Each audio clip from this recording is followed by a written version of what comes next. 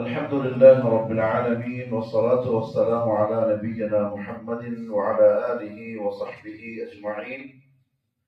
أما بعد، رب اشرح لي صدري ويسر لي أمري واحلل عقدة من لساني يفقه قولي.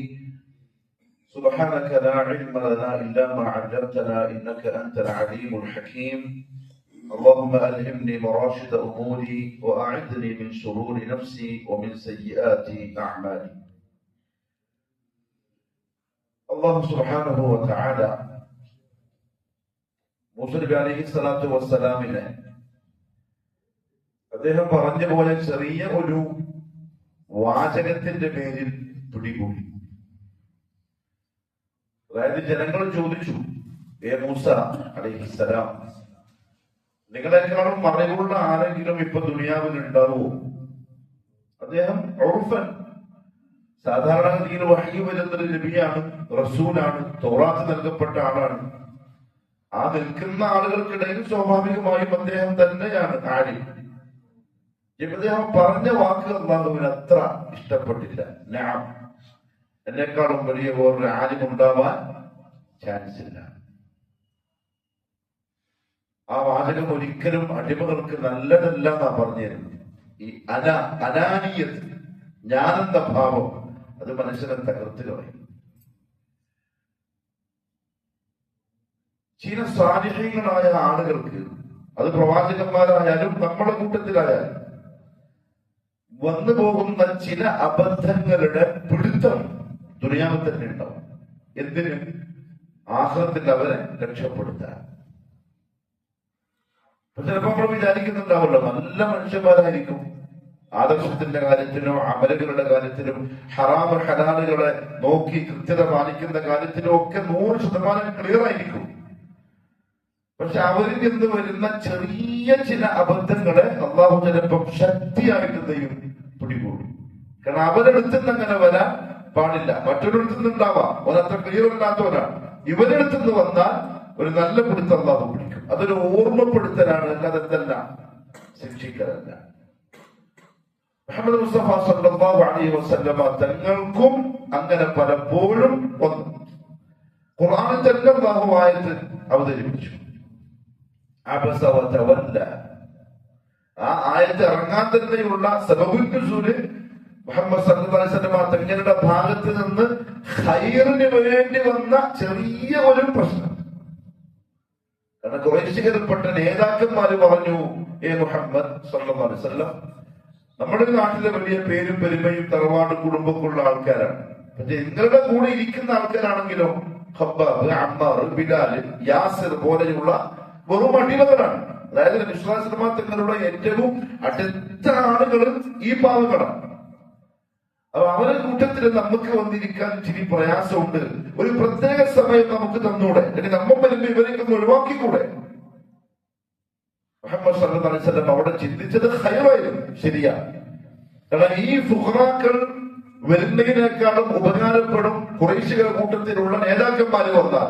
കാരണം ഒരു നേതാവ് വന്നാൽ ചിലപ്പോ ആ ഗോത്രം മുഴുവനും ഇസ്ലാമിന് കിട്ടും. ആ നല്ല ചിന്തയിൽ നബി സല്ലല്ലാഹു അലൈഹി വസല്ലം പറഞ്ഞു, ഞാൻ ആയിക്കോട്ടെ.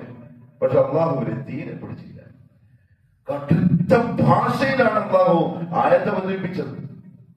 വസ്ബിർ നഫ്സക്, നിന്റെ തടിയെ നീ ക്ഷമയോടെ പിടിച്ച് ഇരുത്തിക്കൊള്ളണം.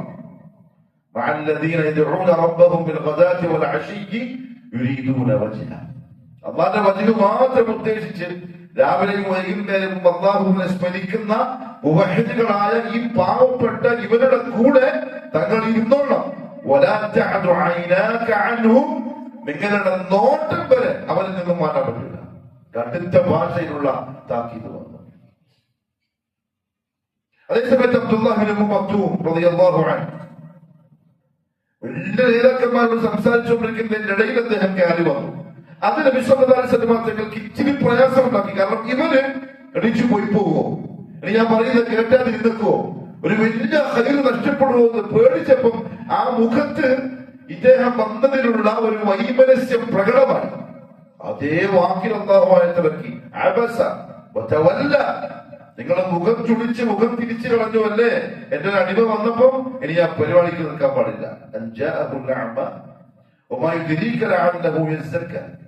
നിങ്ങൾക്ക് എന്തറിയാം? നിങ്ങൾ സംസാരിച്ചുകൊണ്ടിരിക്കുന്ന ആൾക്കാർ ഹിദായത്തിന് വരും, നിങ്ങൾ പറയുന്നത് കേൾക്കും. നിങ്ങൾക്ക് എന്തറിയാം? വന്ന ആളെ നിങ്ങൾ പരിഗണിച്ചോളണം.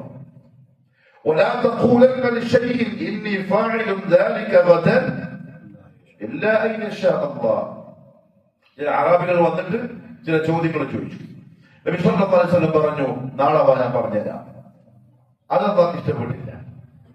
നിങ്ങൾക്ക് അറിയാത്തൊരു കാര്യം ഞാൻ ഉദ്ദേശിച്ചാൽ പറഞ്ഞുതരാന്ന് പറ. നിങ്ങളെ വക എന്ത് ചെയ്യരുത്, അത് പറയാൻ പാടില്ല. തീർച്ചയായും നിങ്ങൾ പറഞ്ഞു പോകരുത്, ഞാൻ നാളെ ഇത് ചെയ്യാമെന്ന് ഇല്ല പറയാതെ.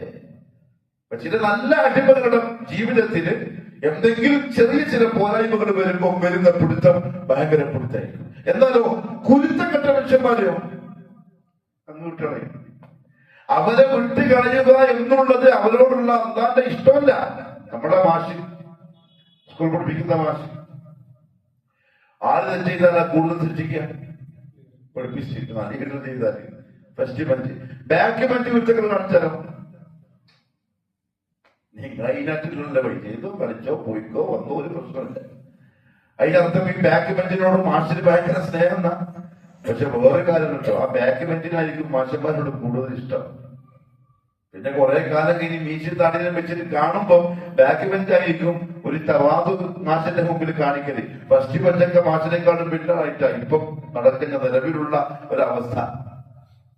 പക്ഷെ അല്ലാഹു സുബ്ഹാനഹു വ തആല വെറുത്തവരെ സുഖിയരാക്കി കൊടുക്കും. അതുകൊണ്ട് തന്നെ ഉലമാക്കൾ പറഞ്ഞു, പ്രശ്നങ്ങളില്ല, പ്രയാസങ്ങളില്ല, വേദനകളില്ല, നൊമ്പരങ്ങളില്ല, കഷ്ടപ്പാടില്ല, വിശപ്പില്ല, പട്ടിണിയില്ല, നല്ല സുഖസുഭിക്ഷമായ ജീവിതമാണ് നൽകപ്പെട്ടതെങ്കിൽ സൂക്ഷിച്ചോളൂ. Something wrong. എവിടെയോ അള്ളാഹ് ഇഷ്ടമില്ലാത്ത എന്തോ പറയോ ചെയ്യോ ചെയ്യുന്നുണ്ട്. അതിന്റെ പേര് അള്ളാഹു നിന്നെ അവഗണിക്കുകയാണ്. അതായിരിക്കും ആ സുഖം. എന്നാണ് ഇഷ്ടപ്പെട്ട ആൾക്കാർ അങ്ങനെ അള്ളാഹു ദുനിയാവിൽ സുഖിപ്പിക്കൂല. കാരണം അവർക്കുള്ള സുഖം ശരിക്കുള്ളത് സ്വർഗത്തിലാണ്. ഇവിടെ പ്രയാസപ്പെടുന്നു.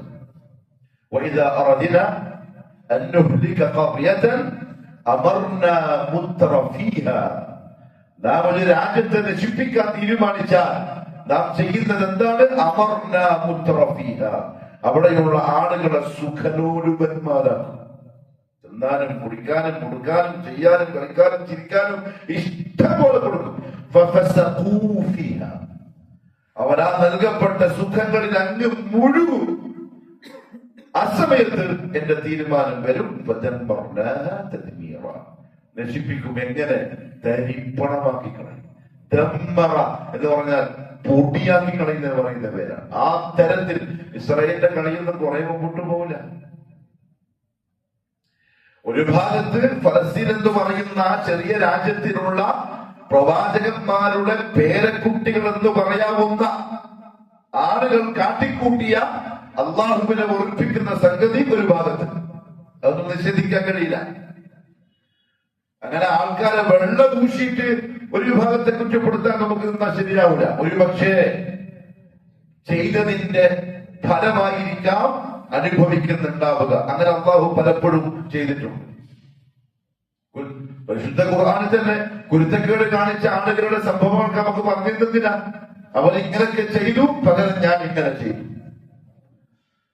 ഒരു വിഭാഗം ആൾക്കാർക്ക് അങ്ങനെ സംഭവിക്കുമ്പോൾ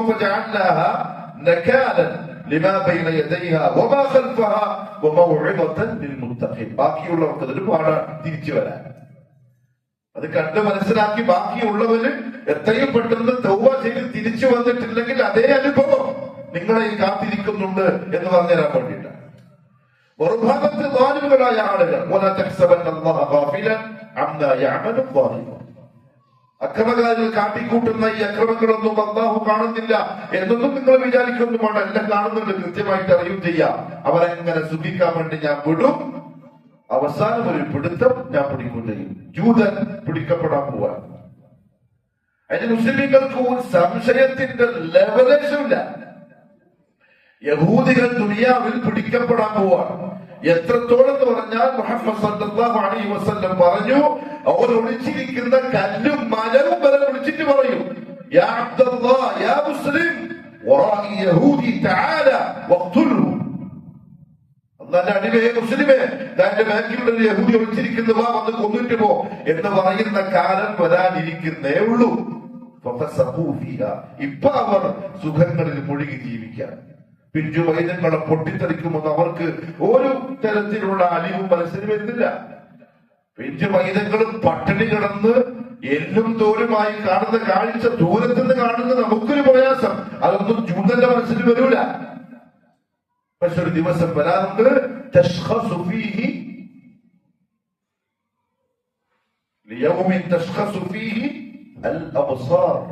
ഇന്നീ കാഴ്ചകളിൽ ഈ കണ്ണുകൊണ്ട് നിങ്ങൾ രസിക്കുന്നുണ്ടല്ലോ, ആ കണ്ണുകൾ മഞ്ഞളിച്ചു പോകുന്ന ഒരു ദിവസം വരാറുണ്ട്. അപ്പോഴത്തേക്ക് ഞാൻ മാറ്റി വെച്ചതാണ്. ആ വിശ്വാസത്തിലാണ് മുമ്പിനേക്കാനുള്ളത്. അവിടെ മരിച്ചു വീഴുന്ന, കൊല്ലപ്പെടുന്ന, പൊട്ടിത്തെറിക്കുന്നവർ മുവഹ്ഹിദുകളാണെങ്കിൽ അവർ പക്കാ ശുഹദാക്കളാണ്. നോട്ടഞ്ച്, അവര് പക്കാ ശുഹദാക്കളാണ്. അവർക്ക് ഒറ്റ തുള്ളി തറയിൽ വീഴുമ്പോഴേക്കും പാപങ്ങൾ മുഴുവൻ പൊറുക്കപ്പെട്ടു, ബാക്കി ദറജാത്തുകൾ സ്വർഗത്തിൽ ഉയർത്തപ്പെടുന്ന ആളുകളാണ്. ആ ആശ്വാസം നമുക്കുണ്ട്. ദുആ ചെയ്യാതല്ലാതെ ഓരോ നമുക്ക് ചെയ്യാൻ പറ്റൂല. ഇനി എന്താ ഇസ്ലാമിക രാജ്യങ്ങളൊന്നും ഒന്ന് കൂട്ടായി നിന്നിട്ട് അവർക്ക് വേണ്ടി ഒന്നും ചെയ്യാത്തത്? പ്രത്യേകിച്ച് സൗദി പോലെയുള്ള രാജ്യങ്ങൾ എന്താ ഇങ്ങനെ ജൂതന്റെ കൂടെ കൂടിയിട്ട് നമ്മൾ ഇവിടെ നിന്ന് പറയും, അതിന്റെ ഉള്ള നമുക്കറിയോ? സൗദിയ എന്ന് പറയുന്ന രാജ്യത്ത് ഇന്ന് സൗദികളല്ലാത്ത, അസ്ലൻ സൗദികളല്ലാത്ത ലക്ഷക്കണക്കിന് അഭയാർത്ഥികൾ ജീവിക്കുന്നുണ്ട്, തീറ്റി പോറ്റുന്നുണ്ട് സൗദി ഗവൺമെന്റ്. അറിയോ? ചില ഏരിയകൾ മുഴുവൻ അഭയാർത്ഥികൾക്കായി സൗദി ഗവൺമെന്റ് വിട്ടുകൊടുത്തിട്ടുണ്ട്. അതാരും കാണൂല്ല, പറയൂല, അതിനെപ്പറ്റി ചർച്ച ചെയ്യില്ല. ആകെ എന്തേ ചർച്ചയുള്ളൂ, ഗസ എങ്ങനെയാവുന്നു, ഗസ എങ്ങനെയാവുന്നു, സൗദി ഒന്നും ചെയ്യുന്നില്ല. കടലാർക്കും ദേഷ്യം എന്തുള്ള അറിയോ? തൗഹീദിനോടും സുന്നത്തിനോടും. ലോകത്ത് അതിനെ മുഖമുദ്രയാക്കിയിട്ടുള്ള ഒറ്റ രാജ്യമുള്ളൂ സൗദിയത്തുൽ അറബിയ. UAE എന്നങ്ങനെ പറയാൻ കഴിയില്ല. മുസ്ലിമീങ്ങൾ ഭരിക്കുന്ന ഒരു നാട് എന്നേ പറയാൻ പറ്റുള്ളൂ. സൗദി അങ്ങനല്ല. തൗഹീദിന് വേണ്ടിയുള്ള നാടാണ്, സുന്നത്തിന് വേണ്ടിയുള്ള നാടാണ്. തൗഹീദിനും സുന്നത്തിനും എതിരെയുള്ള പ്രവർത്തികൾ അവിടെ രാജ്യദ്രോഹ കുറ്റമാണ്, ചില്ലറ കുറ്റമൊന്നുമല്ല. മാരണം, സിഹർ അഥവാ ഇതൊക്കെ ബന്ധപ്പെട്ട ഒരുത്തനെ പൊക്കിയാറുണ്ടല്ലോ, പിന്നെ പുറലോകം കാണൂല, അല്ലെങ്കിൽ ഒന്ന് കൊന്നു കളയും. നമ്മളിങ്ങനെ വീഡിയോകൾ പറയുന്നത് കേട്ടിട്ട് സൗദികളൊന്ന് കൊച്ചാക്കണം, കൊഞ്ഞനം കുത്തണം, പ്രത്യേകിച്ചും ഇഖ്വാനികൾ, ഖവാരിജികൾ അവർക്ക് പിടിക്കുന്നില്ല. ആഭ്യന്തരമായിട്ട് എന്തെല്ലാം രാജാക്കന്മാർക്ക് ചിന്തിക്കാനുണ്ടാവും, അവർക്കൊക്കെ എന്തൊക്കെ തീരുമാനങ്ങൾ ആലോചിച്ചെടുക്കാനുണ്ടാവും. ഇനി അവിടെ ജീവിക്കുന്ന ഉലമാക്കളൊക്കെ പൊട്ടന്മാരാ. അങ്ങനെ പറയാ, രാജാക്കന്മാരുടെ അടിമകളായ കുറെ ഉലമാക്കൾ. നമ്മളെ കൂട്ടത്തിൽ നിന്ന് ഇച്ചിരി ഒരു സ്ട്രോങ് കൂടിയ ഒരു ടീമുണ്ട്, മഞ്ചേരിയിലൊക്കെ അവരുടെ കേന്ദ്രം. അവരിപ്പോഴും പറയുന്നത് അറിയോ? സൗദിയിലുള്ള പണ്ഡിതന്മാർക്ക് വെറും അടിമകളും ചിലപ്പോൾ ചിലർ കാഫറുകളുമാണ്. എന്താ കാര്യം അറിയോ? ഇതിനെതിരെ ശബ്ദിക്കുന്നില്ല, ഗവൺമെന്റിനോടൊന്നും പറയുന്നില്ല. അല്ലാതെ ജാമിഅ റഹ്മത്തുള്ളാഹി തആല പറഞ്ഞു, ഉലമാഹിനറിയാം എന്ത് പറയണം, ആരോട് പറയണം, എങ്ങനെ പറയണം, എപ്പോ പറയണം, അത് നിങ്ങൾ നമ്മളെ പഠിപ്പിക്കണ്ട. അതാണ് ആലിമികൾ. നമ്മൾ പുറത്തുനിന്ന് വീഡിയോ നോക്കിയിട്ട് എന്തെല്ലോ എന്ന് പറയാൻ. അള്ളാഹു മനസ്സിലാക്കാനുള്ള തൗഫീഖ് നസീബാക്കി തരട്ടെ. ലക്ഷക്കണക്കിന് റിയാലുകൾ സൗദിയായി നിന്ന് ഗസയിലേക്ക് പോകുന്നുണ്ട്, ഇല്ലേ? അതറിയാത്തവരാണ്. അതിനെപ്പറ്റി ആർക്കും ചർച്ചയില്ല. കോടിക്കണക്കിന് റിയാലുകൾ, ഭക്ഷണം, വസ്ത്രം, അതേപോലെ മരുന്ന്, മറ്റ് സാമഗ്രികൾ ഇഷ്ടം പോലെ. ആരും കാണുന്നില്ല. പുകമറ സൃഷ്ടിച്ച് കൊഞ്ഞനെ കുത്തി കൊച്ചാക്കി ആളുകളുടെ മനസ്സിൽ ആ രാജ്യത്തോട് ഒരു വെറുപ്പുണ്ടാക്കുക, അതിനെ മുതലെടുത്ത് പ്രശ്നങ്ങൾ ഉണ്ടാക്കുക. ഇനി അഥവാ അമേരിക്ക പോലെയുള്ള ഈ ജൂത പിശാചുക്കളെ പോലെയുള്ള അതിനപ്പുറത്ത് അതിനേക്കാളും നാറി പുളിച്ച ഷീഡി ജൂതന്മാര് പോലെയുള്ളവർ കാത്തിരിക്കുന്നതിനറിയോ? സൗദി ഗവൺമെന്റിന്റെ ഭാഗത്ത് നിന്ന് എന്തെങ്കിലും ഒരു ചുവടുവെപ്പ് മുന്നോട്ട് കിട്ടിക്കഴിയുമ്പോ ഈ പറയപ്പെട്ട തെമ്മാടി കൂട്ടങ്ങളെല്ലാം ഒന്നാവും, സൗദി ഒറ്റപ്പെടും. അതിനാ അവർ കാത്തിരിക്കുന്നത്. കാരണം അത് ഇരു ഹറമുകളുടെ രാജ്യമാണ്, അത് മുസ്ലിമീങ്ങളുടെ മർക്കസാണ്. അത് തൗഹീദിന്റെ കേന്ദ്രമാണ്. എന്റെ പ്രിയപ്പെട്ടവരെ, മദീനത്തുൽ മുനവ്വറയിലെ ജാമിഅയിൽ പഠിക്കുന്ന വിദ്യാർത്ഥികളെ സൗദി ഗവൺമെന്റ് തീറ്റി പോറ്റി പഠിപ്പിക്കല്ലേ? ഒരു വിദ്യാർത്ഥിക്ക് 1000 റിയാൽ ഇങ്ങോട്ട് കിട്ടുന്നത് പഠിക്കാൻ. അങ്ങനത്തെ 10,000 വിദ്യാർത്ഥികളുണ്ട്. എത്ര ലക്ഷം റുപ്യ റിയാലായി പോലെ കൂട്ടിട്ട് പറയും. ഒരാൾക്ക് 1000 ഇൻറ്റു 10,000 ഉറപ്പാ. ഞാൻ മാത്സിൽ പൊട്ടിയതാ പണ്ട്.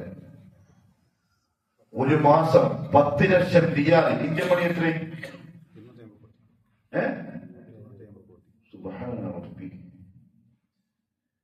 ഒരു മാസം സൗദി ഗവൺമെന്റ് അവിടെയുള്ള വിദ്യാർത്ഥികൾക്ക് ചെലവാക്കുന്ന പൈസ. ആ യൂണിവേഴ്സിറ്റിയുടെ കറണ്ട് ബില്ല് ഗവൺമെന്റ് അടക്കില്ല. അവിടെയുള്ള വെള്ളം, അവിടത്തേക്കുള്ള ഭക്ഷണം, അവരുടെ ഹോസ്റ്റൽ, ഓരോ ഫ്ലൈറ്റ് ടിക്കറ്റ് ഫ്രീ. അവർക്ക് ഫ്ലൈറ്റ് ടിക്കറ്റ്, അതും സൗദി എയർലൈൻസിൽ.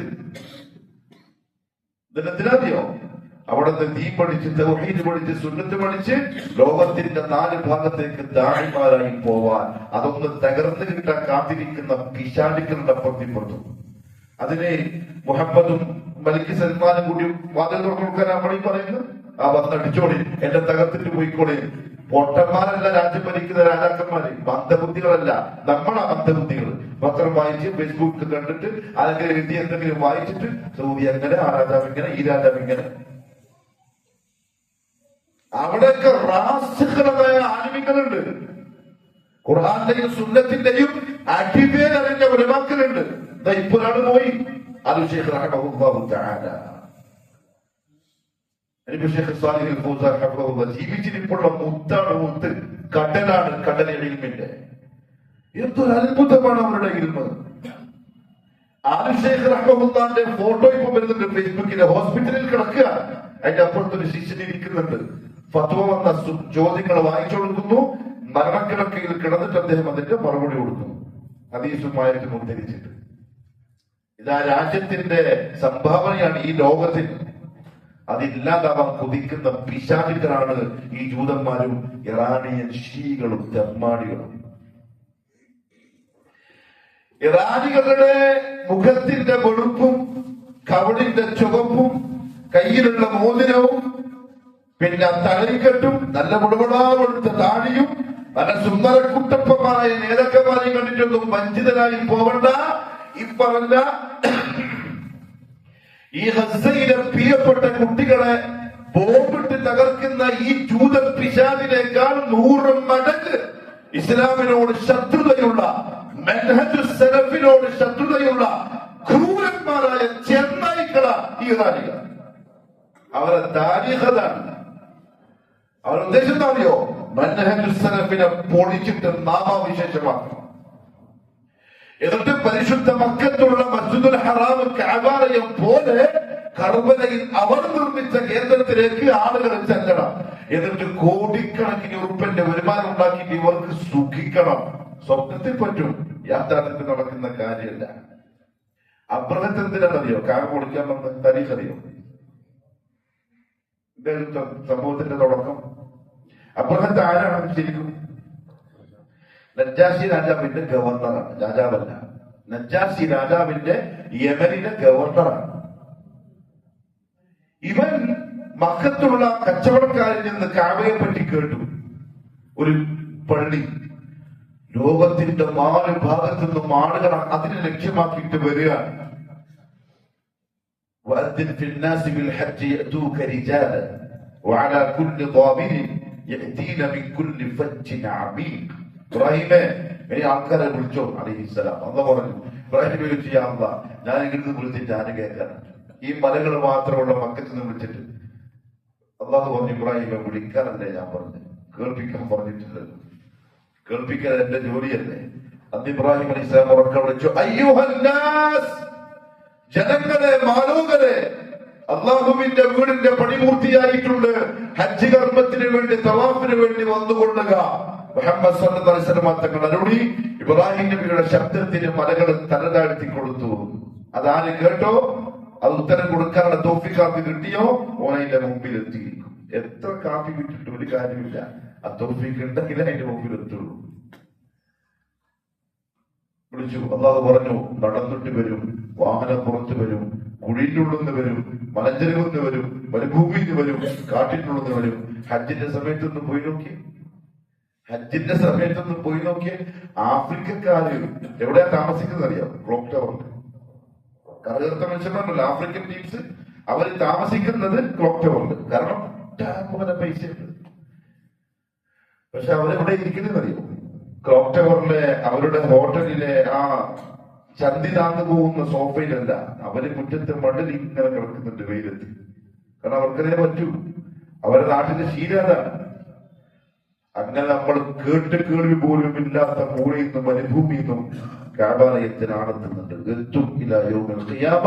പക്ഷെ കഅബാലയം പൊളിക്കപ്പെടുന്നത് വരെ ഒരു ദിവസം അതിന്റെ ഓരോ കല്ലുകളായി പൊളിക്കപ്പെട്ട് ജിദ്ദയിലെ കടലിൽ കൊണ്ടുപോയി ഒരു ആഫ്രിക്കൻ രാജാവ് തള്ളും. മുഹമ്മദ് സല്ലല്ലാഹു അലൈഹി വസല്ലം പറഞ്ഞു, അതിന് മുമ്പ് വന്നോളിട്ടോ, പെട്ടെന്ന് റെഡിയായിക്കൊള്ളി പോവാൻ. ഉലമാക്കൾ പറഞ്ഞു, ഒരു കാലത്ത് അബ്രഹത്ത് പൊളിക്കാൻ വന്നപ്പോ അല്ലാഹു അബാബീലിനെ അയച്ചിട്ട് രക്ഷപ്പെടുത്തി. പിന്നെന്ത് ഖിയാമത്ത് നാളാകുമ്പോ പൊളിക്കുമ്പോ അല്ലാഹു അങ്ങനെ സംരക്ഷിക്കാത്തത്? അതിന്റെ ഒരു കാരണം പറഞ്ഞതറിയോ?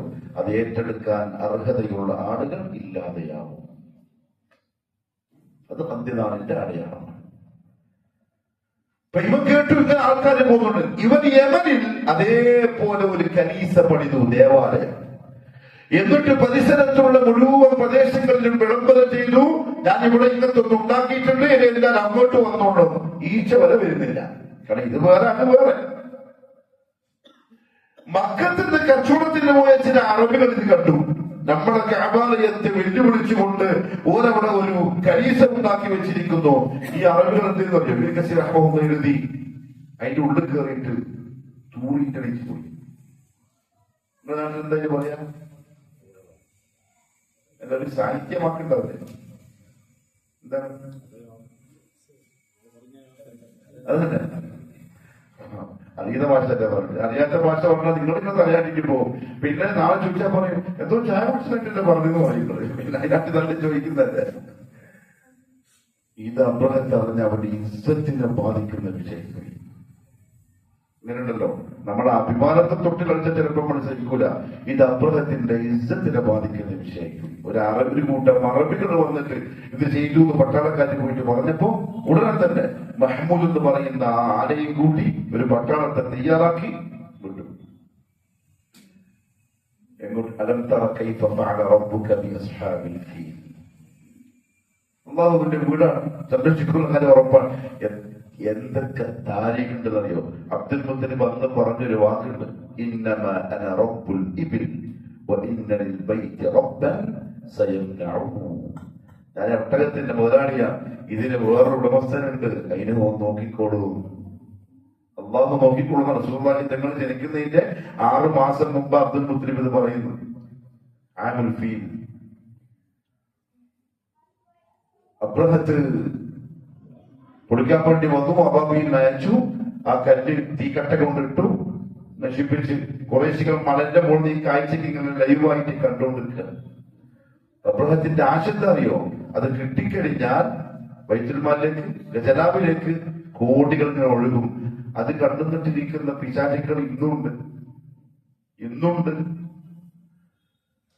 അതുകൊണ്ട് നമ്മളിങ്ങനെ കുറ്റം പറയുമ്പോഴും മോശമായിട്ട് ഫേസ്ബുക്കിലും മറ്റും എഴുതുമ്പോഴും ഒരു നല്ല വശം ആ രാജ്യത്തിനുണ്ട്. അത് കണ്ണു തുറന്ന് കാണാൻ സാധിക്കണം. സൗദി എന്ന് പറയുന്ന രാജ്യത്തിന് അല്ലാഹു സുബ്ഹാനഹു വ തആല നശിപ്പിക്കാൻ തീരുമാനിച്ചാൽ സുഖിയന്മാരാക്കും, എല്ലാം കൊടുക്കും. ഒരു ദിവസം, ഒരു സുപ്രഭാതത്തിൽ എല്ലാം കഴിയും.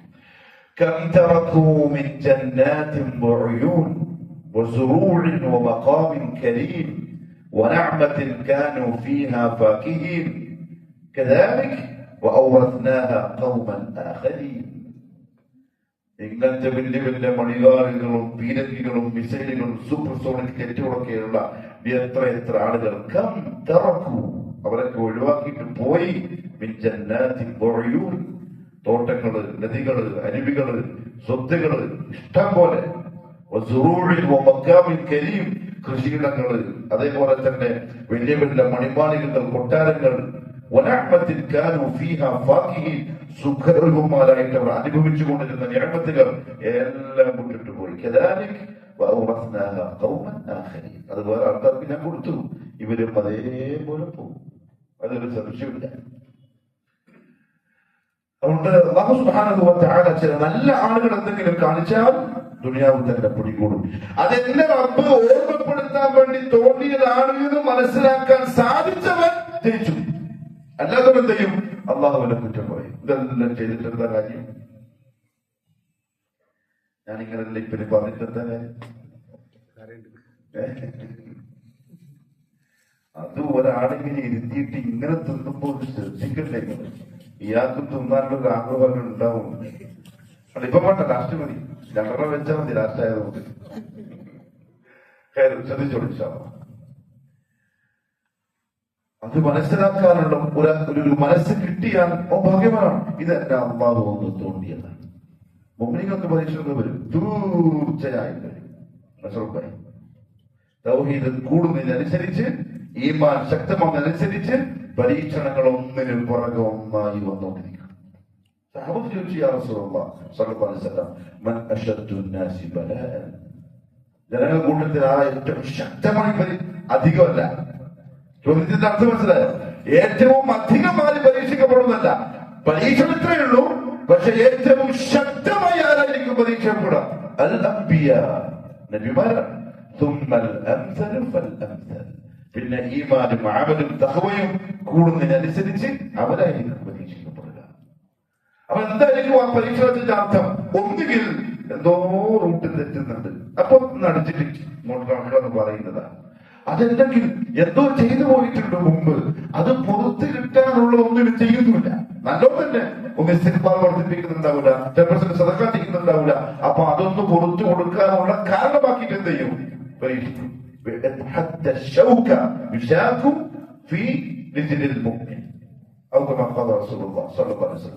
ഒരു മുള്ളു വരെ ഒരു മുഖ്മനിന്റെ കാലിൽ കുത്തിയാൽ അതിന് മഗ്ഫിറത്തുണ്ട്, ദറജാത്തുണ്ട്, എല്ലാ അനുഗ്രഹമാണ്. മൂസ നബി അലൈഹി സ്വലാത്തു വസ്സലാം ഈ വാക്ക് പറഞ്ഞപ്പോ പിടിച്ചു. മൂസ, ഒരാളെ ഞാൻ കാണിച്ചു തരാം, ഖാദിമിനെ കൂട്ടിക്കോ. യൂശ ബിൻ നൂൻ അലൈഹിസ്സലാം പിന്നീട് നബിയായി. ഒരു ഉപ്പുണ്ട് പരട്ടിയ ഒരു മീനെ എടുത്തോളി, പോയിക്കോ. കുറെ നടന്ന് മജ്മഉൽ ബഹ്റൈനിൽ എത്തിയാൽ ഈ മീൻ എവിടെ നിന്നാണോ നഷ്ടപ്പെടുക അവിടെ ഇയാളുണ്ടാവും. ഇതിനാണ് കിടന്ന് ഉറങ്ങി. ഉറക്കിനിടയിൽ മീനങ്ങ് പോയി. പിന്നെ ഒരു യാത്ര, 2 രാവും 2 രാത്രിയും 2 പകലും യാത്ര ചെയ്തു. പിന്നെ നോക്കുമ്പോ വിശന്നു. മുസ്ലിം വിരമിച്ചു. നല്ല വിശപ്പുണ്ട്, ക്ഷീണമുണ്ട്, നീ ആ മീനെടുക്കാൻ നമുക്ക് തിന്നാം.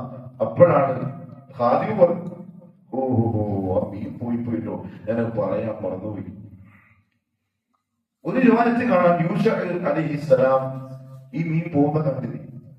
പക്ഷെ മൂസ നബി അലൈഹിസ്സലാത്തു വസ്സലാം ഉറക്കിലായിരുന്നു. ഒരു പ്രവാചകനെ ഉറക്കിൽ നിന്നും വിളിച്ചുണർത്തുന്നത് അദബുകളായതുകൊണ്ട് അദ്ദേഹം വിളിച്ചില്ല. അത് വലിയൊരു പാടാണ്, അത് വലിയൊരു അദബാണ്. ഫോൺ എത്ര പ്രാവശ്യം വിളിക്കണം ഒരാളെ ഉറങ്ങുന്ന ടൈമാത് കണ്ടാൽ പിന്നെ ആ സമയത്ത് എന്തിനോടാണ് വിളിച്ചൂടാ. പൊതുവെ എല്ലാവർക്കും അറിയാലോ, ഇയാൾ ഇന്ന സമയത്ത് ഉറങ്ങുന്ന ടീമാണ്, വിളിക്കണ്ട, വിളിച്ചൂടാ, അത് അദബുകളാണ്. ഇങ്ങനെ അല്ലെങ്കിൽ ഒരു 3 പ്രാവശ്യം വിളിക്കാം.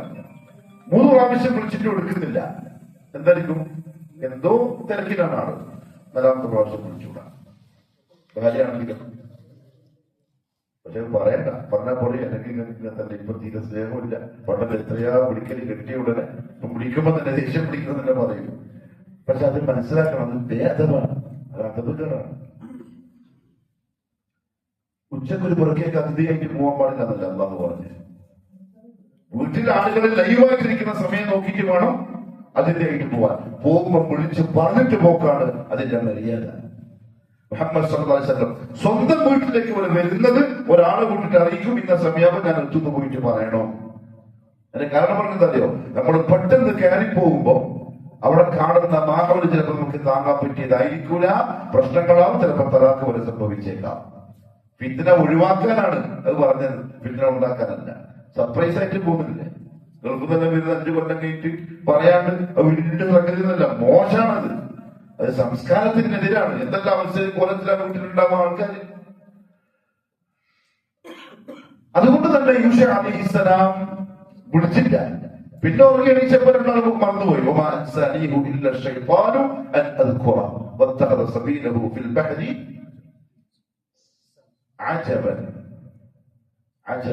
രണ്ടാളും പോയി. കാരണം ഈ അന്നേരം ഓർമ്മ വന്നപ്പോഴത്തേനും പറഞ്ഞു, അവിടെ നിന്ന് പോയി, ഞാൻ പറയാൻ മറന്നുപോയി.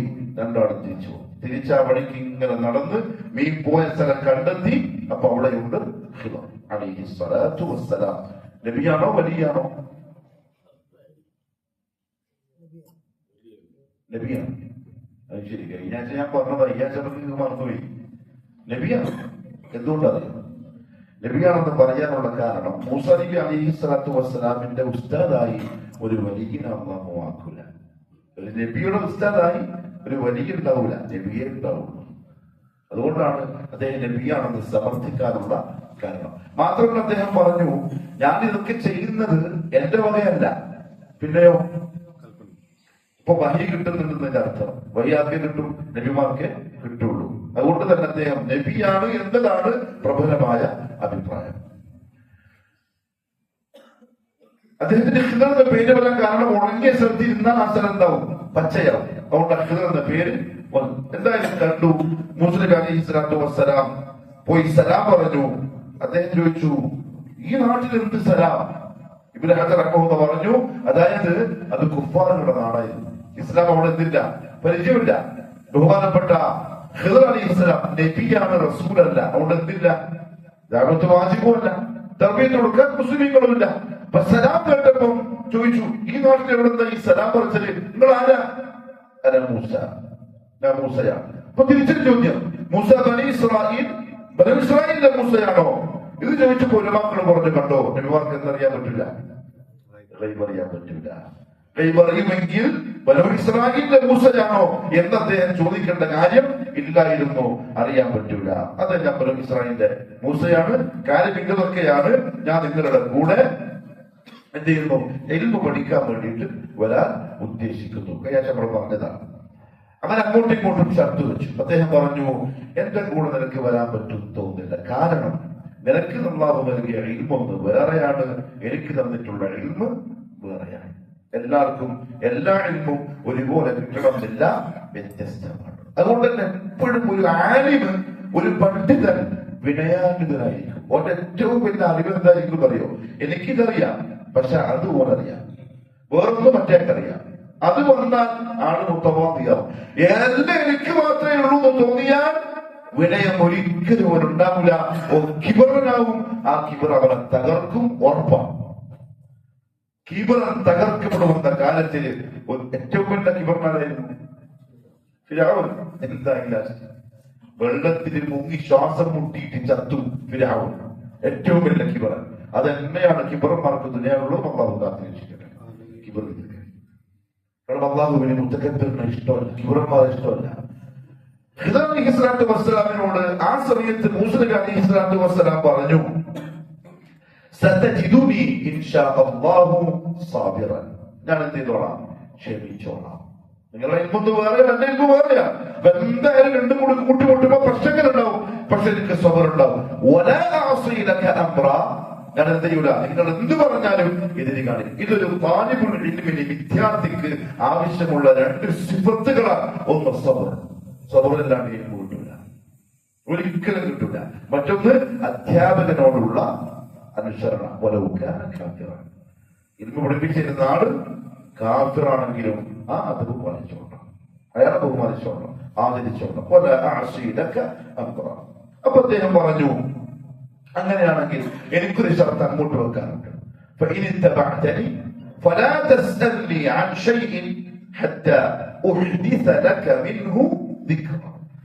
ഞാൻ പലതും കാണിക്കും, പലതും നീ കാണും, അറിയും. എന്നോട് ഇങ്ങോട്ടൊന്നും ചോദിക്കാൻ പാടില്ല. അനുസരണയുള്ള വിദ്യാർത്ഥിയായി ഞാൻ ചെയ്യുന്നത് പറയുന്നതൊക്കെ കണ്ടും കേട്ടും എന്റെ പരം വന്നോളണം. അദ്ദേഹം പറഞ്ഞു, ശരി. അങ്ങനെ 2 ആൾക്കാരും യാത്രയായി. കടലിലല്ല കണ്ടുമുട്ടുന്നത്. അപ്പൊ യാത്ര കടപ്പുറത്തു കൂടിയാണ്. ഖാദിറും തിരിച്ചുപോയി. അങ്ങനെ നടക്കുമ്പോ അവർക്ക് എന്താണ് കപ്പലിന്റെ തുറമുഖം, ഒരു തുറമുഖത്തെത്തി. കുറെ ചെറിയ ചെറിയ കപ്പലുകളുണ്ട്. അതിൽ പല ആൾക്കാരോടും ഇവർക്ക് കപ്പലിൽ സഞ്ചരിക്കണം. അപ്പൊ അവിടെയുള്ള കപ്പൽ മുതലാളിമാരോട് ഇവർ സംസാരിച്ചു, രണ്ടാൾക്കാർ. അപ്പൊ അതിൽ ഒരാൾക്ക് ഖിദർ നബിയെ മനസ്സിലായി. അയാൾ പറഞ്ഞു, നമ്മളിവിടെ കണ്ടുവരുന്ന ഈ സാലിഹായ മനുഷ്യനാണോ? എന്റെ കപ്പലിൽ കയറിക്കോളൂ, പക്ഷെ എന്ത് വേണ്ട, ഉസ്താമാർക്കെല്ലാം ഫ്രീ ആക്കി കൊടുക്കുന്നില്ലേ? അത് ഉണ്ടേണ്ട്, ഇപ്പോഴൊന്നുമല്ല. അസൂയെ കുട്ടിട്ട് കാര്യമൊന്നുമില്ല, അത് പണ്ടുകൊണ്ട് അങ്ങനെ തന്നെ. ഖിദറിനെ കണ്ടപ്പോ അദ്ദേഹം പറഞ്ഞു, പൈസ പണ്ട കപ്പലിൽ ഫ്രീ ആയിട്ട് കയറിക്കണം. അങ്ങനെ എത്ര ഫ്രീ ആയിട്ട് നമ്മൾ യാത്ര ചെയ്യുന്നുണ്ട്. കാറിൽ, ബെൻസ് കാറിൽ, ഓടി കാറിലൊക്കെ യാത്ര റാഹത്തന്നെ ചെയ്തില്ലേ? അതൊരു ഇൽമിന്റെ അവസ്ഥയാണ്. പണ്ട് ബസ്സിന് ചൂട്ടത്ത് എന്റെ ഉപ്പ പണ്ടേ പറയുന്നത്, പരശുരാം എക്സ്പ്രസിന് കാസർഗോഡ് നിന്ന് കയറും തിരുവനന്തപുരത്തേക്ക് 12 മണിക്കൂർ യാത്ര. അന്നത്തെ ട്രെയിൻ ഉപ്പ ഇവിടെ കിടക്കുന്നറിയോ? ലഗേജ് വെക്കാൻ സൈഡിൽ ഒരു സാധനമുള്ളല്ലേ കമ്പില്, അതിന്റെ മുകളിൽ കയറിയിട്ടാ കിടക്കല്. എന്നിട്ടാ യാത്ര ചെയ്ത് തിരിച്ചിങ്ങോട്ട് KSRTC ബസ്സിനാ വരിക. അത് ചിലപ്പം തിരുവനന്തപുരത്ത് നിന്ന് കയറും, കരുനാഗപ്പള്ളിയിൽ ഇറങ്ങും, പിന്നെ അടുത്ത ബസ് കയറണം. KSRTC ബസ് സ്റ്റാൻഡിലും റെയിൽവേ സ്റ്റേഷനിലൊക്കെ ഉറങ്ങി. അങ്ങനെ അസബറിന്റെ ഗുണമാണ് എന്ത് ചെയ്യുന്നത്, പിന്നീട് ഉസ്താദുമാരും ആലിമീങ്ങളും അനുഭവിക്കുന്നത്. പക്ഷെ അത് ആഗ്രഹിക്കുന്ന ആൾക്കാരും കിട്ടും, അത് വേറെ സൈഡ്, അള്ളാഹു കാത്തിരക്ഷിക്കട്ടെ. പക്ഷെ ഇത് ഒരു അള്ളാഹുവിന്റെ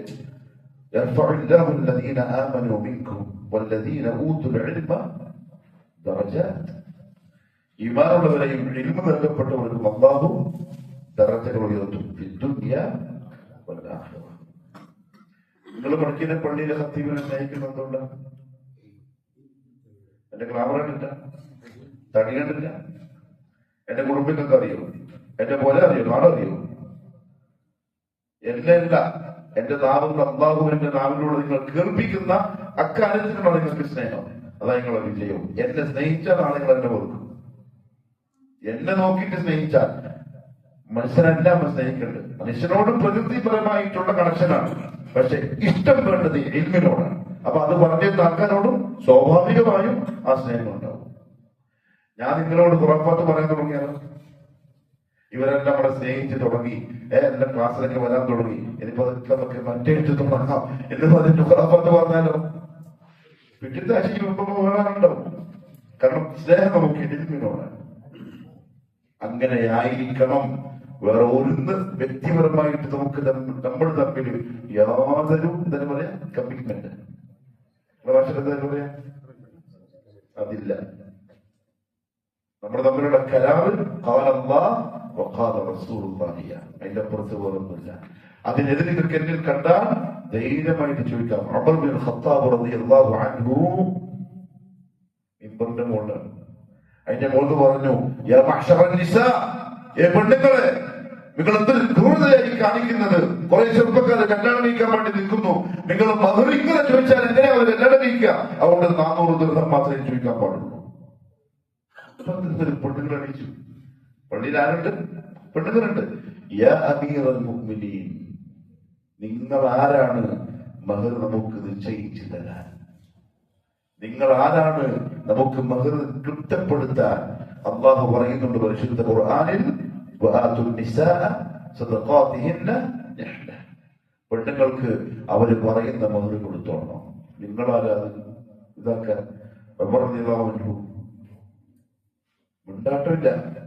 പിന്നെ അദ്ദേഹം പറഞ്ഞു, അൽഹംദുലില്ലാഹ്, ഉമറിനേക്കാൾ ഫിഖ്ഹും ഇൽമുമുള്ള പ്രജകളെ തന്ന അല്ലാഹുവിനെ സ്തുതി. അതാണ് ഇൽമിന്റെ പവർ. അല്ലാണ്ട് നമ്മളാണെങ്കിലും ഇതാരും നമ്മൾ ചോദ്യം ചെയ്യാൻ മാത്രം വളർന്നോ? സെക്രട്ടറിനോട് ഈസ് നോട്ടഡ്, ഓനെ ശ്രദ്ധിച്ചോളാം, ഇവരാൾ ശരിയല്ല, എന്തായാലും നമ്മൾ പറയാ. ഇങ്ങനല്ല, പറഞ്ഞ വാക്കതാ. ഓഹോ, ആളുകളെല്ലാരും ഉമറിനെക്കാളും വലിയ പണ്ഡിതന്മാരായി. അൽഹംദുലില്ലാഹ്, സന്തോഷല്ലേ വേണ്ടത്? നമ്മുടെ മമ്മൂമികൾ, നമ്മുടെ ശിഷ്യന്മാര് നമ്മളെക്കാളും ഇൻപുള്ളവരായാൽ അത് ആരുടെ പവറാ? അതാ ഉസ്താദിന്റെ ക്വാളിറ്റിയാണ്. എനിക്കൊരു ഉസ്താദുണ്ടായിരുന്നു, തഫ്സീർ ജലാലി, അദ്ദേഹത്തിന്റെ അടുത്ത് പഠിച്ചു. ഷരീഫ് ഉസ്താദാണ്, സൂഫിയാണ്. അത് നമ്മളോ തന്നെ. അദ്ദേഹം പരീക്ഷയ്ക്ക് ഫുള്ള് മാർക്ക് തരും, എഴുതിയാൽ തരും, ഫുൾ മാർക്ക്. നമ്മൾ ചോദിച്ചു സാറിനോട് ഇങ്ങനെ തന്നാൽ നമുക്കെല്ലാം പഠിക്കാൻ ഒരു റാഹത്തില്ല, അതെന്താ അങ്ങനെ? അദ്ദേഹം പറഞ്ഞു, എടാ പ്രിൻസിപ്പൾ നോക്കൂ പിള്ളേരെ മാർക്ക്, അപ്പൊ ഇത് നോക്കുമ്പോ പ്രിൻസിപ്പൾ വിചാരിക്കും ഇയാളെ നല്ലോണം പഠിപ്പിക്കുന്നുണ്ട്, അങ്ങനെ വിചാരിച്ചോട്ട് വിചാരിച്ചു തന്നതാണ്. പക്ഷെ അത് നമ്മളോടുള്ള ക്രൂരതയാണ്, ചെയ്യാൻ പാടില്ല. ഹൃദയയെ കണ്ടപ്പോ അവര് പറഞ്ഞു ഫ്രീ ആയിട്ട് ഞങ്ങൾ വിട്ടോളാം. ഫ്രീ ആയിട്ട് കപ്പലിൽ കയറി യാത്ര തുടങ്ങി. എത്ര പെട്ടെന്ന് എന്തിനാളിന്റെ അടയാളുണ്ട് കണ്ടിട്ടാണെന്നൊക്കെ പറയണ്ട. 9 പോയപ്പോ ഒരു ക്ലാസ് എടുക്കുന്നു. അനിയപ്പതി ഞങ്ങളെ പാവം മൂപ്പര് ചൂടത്ത് കുടയിൽ വെച്ചിട്ട് നിൽക്കുന്നു. വീഡിയോ കാണാൻ ചെന്ന് തോന്നുന്നു എന്റെ ബാങ്കിൽ എനക്കാരോ കുട പിടിച്ചിരുന്നു. എന്റെ അടിയിൽ കമന്റ്, നിങ്ങളെ പോലത്തെ ആൾക്കാർ പിന്നെ കുട പിടിച്ചു തരാൻ വേണ്ടി ഞാനും വിലപിടിപ്പുള്ള കൂളിംഗ് ഗ്ലാസ് 250 താഴെ വിലപിടിപ്പുള്ള കൂളിംഗ് ഗ്ലാസ് നിങ്ങളൊക്കെയാ പ്രസംഗിക്കുന്നത്. ഞാൻ നേരത്തെ പല ഉദ്ദേശിച്ചതാണ്. ഒരിക്കലും പ്രിയപ്പെട്ടവരെ മുഅ്മിനീങ്ങളെ പറ്റി മോശം വിചാരിക്കരുത്.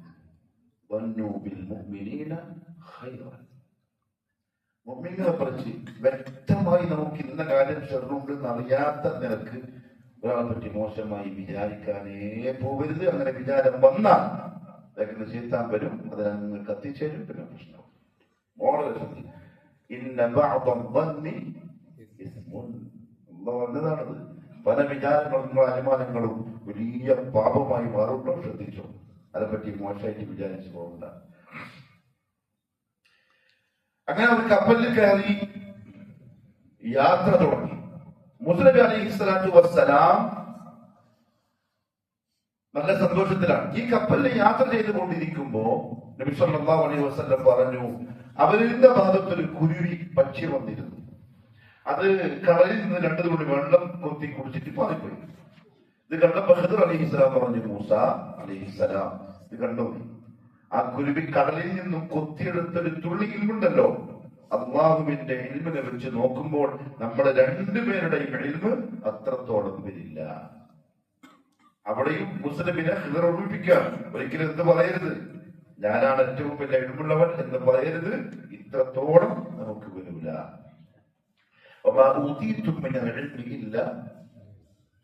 നമ്മൾ എത്ര PhD എടുത്തോന്ന് വെച്ചു, എത്ര PhD എടുത്തോ, എന്നാലും നമുക്കറിയാത്തത് അപ്പുറത്ത് വേറെ ബാക്കിയുണ്ടാവും, അത് ഉറപ്പാണ്. ആ ചിന്ത നമുക്ക് വന്നാലുണ്ടല്ലോ നമ്മൾ അങ്ങോട്ടും ഇങ്ങോട്ടും ഇന്ന് കൈമാറും. എനിക്കറിയാത്തവരോട് ചോദിക്കും, അറിയാത്ത എന്നോട് ചോദിക്കും, അവനോട് ചോദിക്കും. അങ്ങനെ പിന്നെ ആർക്കിടയിൽ ഒന്നില്ല, പ്രശ്നമില്ല. അതായത് സെലഫുകളായ ഉലമാക്കൾ എത്ര വ്യത്യാസമുണ്ട്. അവരാരെങ്കിലും അങ്ങോട്ടും ഇങ്ങോട്ടും ചീത്ത വിളിച്ചെങ്കിലും കേട്ടില്ല, ദേഷ്യം പിടിച്ചില്ലെന്നൊക്കെ പറഞ്ഞാൽ കേട്ടില്ല. ഇന്നിപ്പം ഇഖ്തിലാഫത്തുള്ള വിഷയങ്ങളിൽ ഏറ്റവും അധികം നടക്കുന്നത് ചൂടാവാ, ദേഷ്യം പിടിക്കാൻ, ശരിയില്ലപ്പ ഇവൻ ശരിയില്ലപ്പ. അതെന്തുകൊണ്ടറിയോ? ഞാനാണ് ഏറ്റവും വല്ലോന്ന് വിചാരിക്കുന്നതിനെ കൊണ്ടാണ്. അവർക്ക് അങ്ങനത്തെ ചിന്ത ഉണ്ടായില്ല. അവിടെ അവർക്ക് ഇത് വിഷയമേ അല്ല. ഇഖ്തിലാഫ് വന്നു, അങ്ങോട്ടും ഇങ്ങോട്ടും സംസാരിച്ചു. ഷെയ്ഖ് അൽബാനി റഹ്മഹുല്ലാഹു തആല, അല്ലാമ ഇബ്നു ബാസ് റഹ്മഹുല്ലാഹ്, ഇബ്നു ഉസൈമീൻ റഹ്മഹുല്ലാഹ്, ഇവർക്കെല്ലാം അങ്ങോട്ടും ഇങ്ങോട്ടും മസ്അലകളിൽ ഇഖ്തിലാഫാത്തുകളുണ്ട്. ഒരു ദിവസം ഇവരെല്ലാം 3 ഹറമിലെത്തി ഒരുമിച്ച്. നിസ്കാരത്തിന്റെ സമയമായി. ഇബ്നു ബാസ് റഹ്മഹുല്ലാഹു തആല പറഞ്ഞു ഷെയ്ഖ് അൽബാനിയോട്, രണ്ടാളും വളരെ അഭിപ്രായ വ്യത്യാസങ്ങൾ ഒരുപാട് മസ്അലയിലുണ്ട്.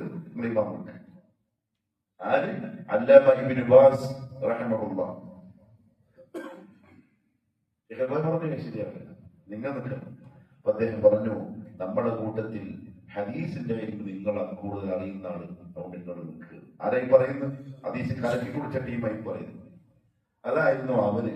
നമ്മളോ ഓനെ നിൽക്കുന്നതിനുണ്ടാണ്, ഞാൻ കുറച്ചും കൂടി തിരക്കുകളില്ലാത്തതാണ്, ഞാൻ നിൽക്കുമായിരുന്നു. ഇത് ചിന്തയുണ്ടെങ്കിൽ പ്രശ്നം, അത് തീരൂല, പ്രസാദ് തീരൂല. അതിൻ്റെ ഇടയിൽ നമ്മളെ പോലത്തെ ഉമ്മത്തെന്താവും? നശിക്കും. ഒരു മക്കൾ നശിച്ചാൽ നമ്മൾ നശിക്കും. കപ്പൽ യാത്ര തുടങ്ങി. രണ്ടാൾക്കാരും യാത്ര തുടങ്ങി. അങ്ങനെ കപ്പൽ ഇങ്ങനെ പോയിക്കൊണ്ടിരിക്കുമ്പോൾ പെട്ടെന്ന് ഖിദ്ർ അലൈഹിസ്സലാം അതിന്റെ മുൻഭാഗത്തേക്ക് പോയി മുന്നും തന്നെ ഒരു പലക അങ്ങടർത്തി മാറ്റി അവിടെ വേണ്ടി ഒരു ദ്വാരം ഉണ്ടാക്കി. അദ്ദേഹം ചെയ്ത് തിരിച്ചു വന്നിരുന്നു. മൂസാ നബി അലൈഹിസ്സലാത്തു വസ്സലാമിന്റെ ഇൽമ് വേറെയാണ്. ശരീഅത്തിന്റെ ഇൽമിൽ എന്ത് ചെയ്യാൻ പറ്റൂല? ദുൽമ ചെയ്യാൻ പറ്റൂല. എന്റെ അപ്പുറത്തുള്ള മുസ്ലിംക്ക് അറിയില്ല എന്തിനാ ചെയ്തത്, എന്ത് കാരണത്താലാണ്. പക്ഷെ മൂസാ നബിയുടെ ശരീഅത്തിന്റെ ഇൽമനുസരിച്ച് ഇത് ദുൽമാണ്. ഉടനെ തന്നെ അദ്ദേഹം പറഞ്ഞു, നിങ്ങൾ ആ കപ്പൽ പൊളിക്കാണോ? അതല്ല ആൾക്കാരെ മുങ്ങി നശിക്കൂലേ? ചെയ്ത കാര്യം വളരെ മോശമായി പോയി. ഹദീസിൽ കാണാം, മൂസ അലൈഹി സ്വലാത്തു വസ്സലാം ചോദിച്ചു, പൈസ പോലും വാങ്ങാണ്ട് നമ്മളെ ഇവര് ഈ കപ്പലിൽ കയറ്റിയത്. അങ്ങനത്തെ ആൾക്കാരോട് നിങ്ങൾ ചെയ്തത് തീരെ ശരിയായി. പൈസ കുറച്ച് അധികം വാങ്ങിയിട്ടുണ്ടെങ്കിൽ ഒരു സ്ക്രൂ ഊരിയിട്ടിട്ട് മതി, അപ്പൊ സങ്കടപ്പെട്ടെന്ന് വിചാരിക്കാം. പക്ഷെ ഇത് അതൊന്നും ഇല്ലല്ലോ, ഫ്രീ ആയിട്ട് കയറ്റി നിങ്ങൾ പൊളിക്കുകയും ചെയ്തു. വളരെ മോശമായ കാര്യമായി പോയി. പറഞ്ഞു,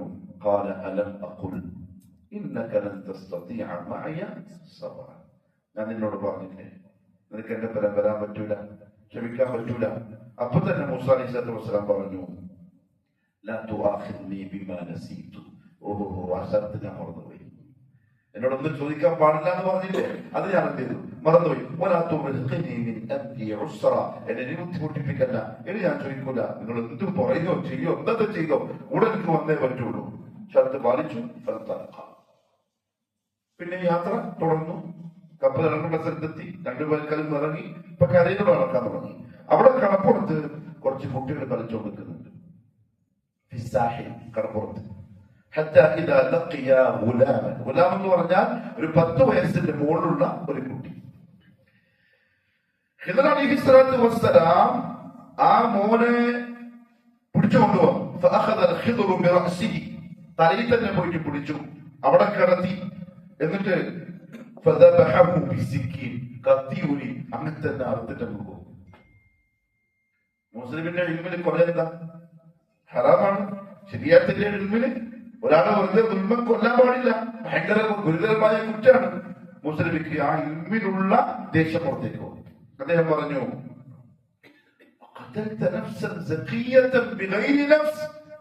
ഒരു പാപം ചെയ്യാത്ത ആ പാവപ്പെട്ട നല്ലൊരു ചെറുപ്പക്കാരൻ നിങ്ങൾ ഓനെ കൊല്ലുകയാണോ?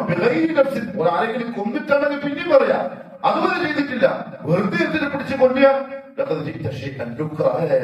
വളരെ മോശമായി പോയി, നേരത്തിനേക്കാളും വളരെ മോശമായി പോയി. അന്നേരം ഖിദർ ചോദിക്കുന്ന ചോദ്യം എന്താണ്? ബാക്കി പറഞ്ഞ ഖാല അലം അഖുൽ ലക, നേരത്തെ ചോദിച്ചത് ഖാല അലം അഖുൽ ഇന്നക ലൻ തസ്തതിഅ മഅയ സബ്റ.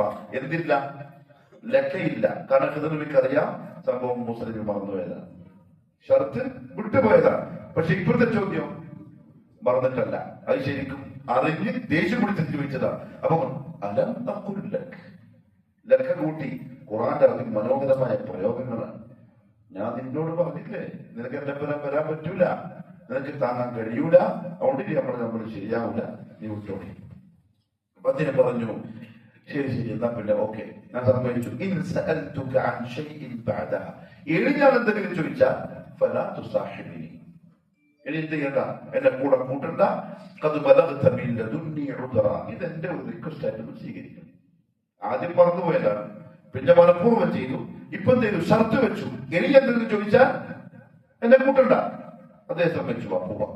മുഹമ്മദ് സല്ലല്ലാഹു അലൈഹി വസല്ലം മാത്രം പറഞ്ഞു, അല്ലാഹു മൂസയെ അനുഗ്രഹിക്കട്ടെ അലൈഹിസ്സലാം, ഒന്ന് ക്ഷമിച്ചെങ്കിൽ നമുക്ക് ഇനിയും കുറെ അത്ഭുതങ്ങൾ കാണാമായിരുന്നു. പക്ഷെ മുസ്ലിം ആളെന്തല്ല, ക്ഷമിക്കുന്ന ടീമല്ല. അതുകൊണ്ട് ജോഷുവാലയാണ് മൂസ അലൈഹിസ്സലാത്തു വസ്സലാം. രണ്ടാണ് യാത്ര തുടർന്നു. വഴിമധ്യേ ഒരു നാട്ടിലെത്തി. താരീഖിന്റെ ഉലമാക്കൾ പറഞ്ഞു, ഈ 2 ആളുകളും ആ നാട്ടില് അപരിചിതരാണ് എന്ന് പറഞ്ഞാൽ ഇംഗ്ലീഷിൽ എന്താ പറയാ? അപരിചിതം, പരിചയമില്ലാത്ത ആൾക്കാർ, ആർക്കും അറിയില്ല. 2 ആൾക്കാർ ഇങ്ങനെ അന്ന് വരുന്നുണ്ട്. ആൾക്കാർ കുറെ ഇരിക്കുന്നുണ്ട്, കുറെ കടകൾ കാണുന്നുണ്ട്, കുറെ ആൾക്കാർ വർത്തമാനം പറയുന്നുണ്ട്. ഇവരെല്ലായിടത്തേക്കും ചെല്ലും. കടകൾ കുറെ നേരം നടക്കുന്നു, എന്തെങ്കിലും തിന്നാനോ കുടിക്കാനോ കിട്ടണം. കൂട്ടം കൂടി കാണുന്ന എല്ലായിടത്തേക്കും ചെല്ലും. പക്ഷെ ആ നാട്ടിലെ ആൾക്കാരുടെ രീതി എന്ന് പറഞ്ഞാൽ അതിഥികൾ അവരെന്തില്ല, സ്വീകരിക്കില്ല. അങ്ങനത്തെ ഒരു മൊഷടന്മാരായ ടീം. അങ്ങനെ ഇപ്പോഴുള്ള ചില മനുഷ്യന്മാർ, ചില വീട്ടിലുള്ള പെണ്ണുങ്ങൾക്ക് അസുഖങ്ങളുണ്ട്. എന്തില്ല, ദാശരീഫ്, എപ്പോഴും ദാശരീഫ്. അതിഥി വന്നാലും പ്രിയപ്പെട്ട ദാശരീഫ്. അതിന്റെ അപ്പുറത്തേക്ക് ഒരു മട്ടൻ വാങ്ങുക, ഒരു ചിക്കനെങ്കിലും വാങ്ങിയിട്ട് പൊരിച്ചു കൊടുക്കുക. എന്തിനാ വന്നിട്ട് പോകുന്നല്ലേ, ഇത് മതി. ശരിയല്ല. ശരിയല്ല.